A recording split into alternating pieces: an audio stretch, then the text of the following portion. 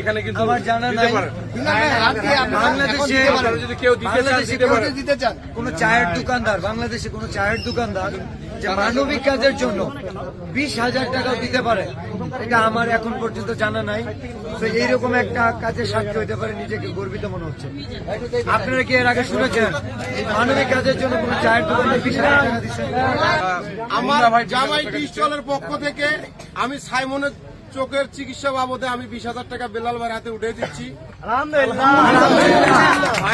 তবে আরেকটা কথা শোনেন, মুরব্বীরা আগেকার কয়া গেছিল হারিজিতি নাইলাস, 10 মিলি করি গাছ হারিজিতি নাইলাস। তো আমি এই আহ্বান করবো সবাইদেরকে, 10 জন সেখানে আছে, এই কাজ অসম্ভবের কিছু নাই, আমরা সম্ভব করে ছাড়বো ইনশাল্লাহ। আমি একটা কথা বলি, উনি একজন চায়ের দোকানদার হয়ে 20,000 টাকা দিচ্ছেন। আপনারা যে যা পারেন সাইমনের জন্য, আমার উনি দিনাজপুরের সেরা তো ভাই আপনাদের কারণে হয়েছে। দাও হাতে দিয়ে দাও। আপনারা দিলে বিল্লাল ভাইয়ের হাতে দিতে পারেন। আপনারা কে কে দিবেন একটু আগে এসে আমরা দেখি, আমরা সেটা আমাদের মেইন কাজ কিন্তু